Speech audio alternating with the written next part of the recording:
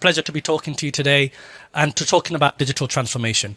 We recognize that the NHS is at a point where, in order to maintain sustainable healthcare, we need to start thinking differently. So we need to start thinking about how digital and digital transformation in itself can offer the best to our patients, our clinical workforce, and the system as a whole. And in order to do that well, we really need to consider the citizen and the patient at the heart of that transformation. But that needs to be supported by culture change. And what I mean by that is that we need to focus on well-led transformation, which is clinically safe, and that it empowers not only the citizens and the patients, but also the clinical workforce. And alongside that, we need to make sure that we have the safe digital infrastructure to maintain that momentum.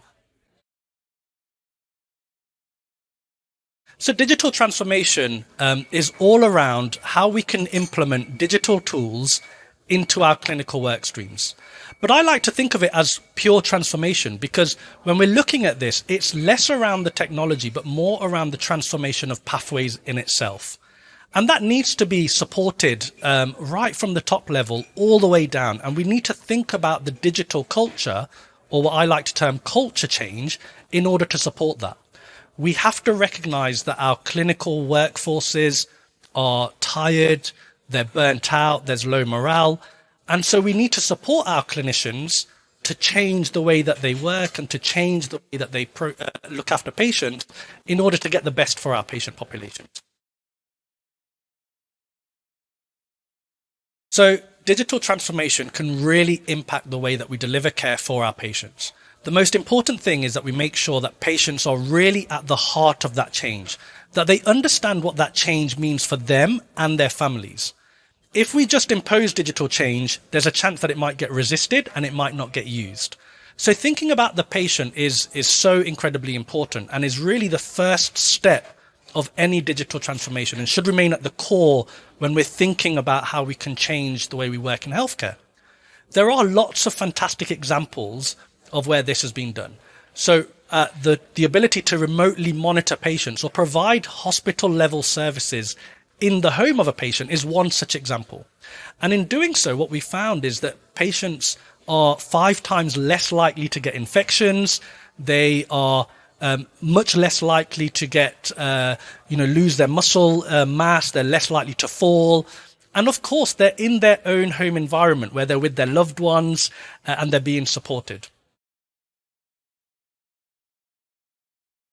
I think I'm certainly proud of the program of virtually supporting patients in their own home. I think we have managed to demonstrate that we can really change the way that we look after patients. We can actually explain to a patient that now you can be looked after in the same safe clinical way at home as you would be in a hospital. And that is fantastic for patients because they're in an environment which they are comfortable with. They are looked after in a way that, by their loved ones. And I think that's, a fantastic story and a fantastic success story for the NHS at the moment. Of course, we still have a way to go and we still have to try and grow that program and develop it even further. So I think we're still a little bit away from the robots and AI taking over all of clinical health, to be completely honest. I think digital has its role. AI will have its role. But what it's not the silver bullet to cure all the problems. What it is an enabler for change. Digital and AI can allow us to start to think of new ways of doing things.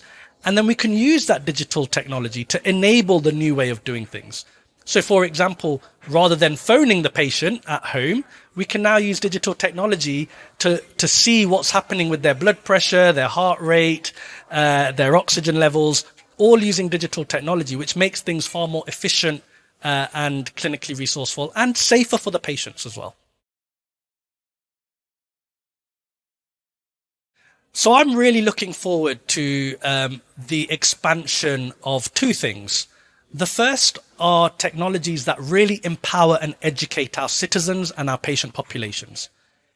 Educating patients on understanding their own health, when things are going well, when things are not going well, is so, so important, because ultimately prevention is better than cure. The second thing I'm really excited in and really looking forward to is understand to make sure that patients get to the right place at the right time. And by that, what I mean are triage tools. So when a patient has a healthcare need, they can input their data, and that can send them to the right team rather than the patient going from one place to the next place to the next place. Again, making sure that it works for the patient and the citizen to make healthcare as easy as it can be for them. I think it's an element of both. I think it's important to consider centralizing systems and consider cloud technology, consider artificial intelligence as a way of enabling this. But I think the key part here is actually coordinating it, identifying where the current pain problems are now, and trying to find out solutions for those particular pain problems. And I think we also have to be brave, because today's pain problem is not going to be tomorrow's pain problem. So we also have to start thinking about the future and thinking about how healthcare is going to change, and start planning and strategizing so that we're ahead of the curve.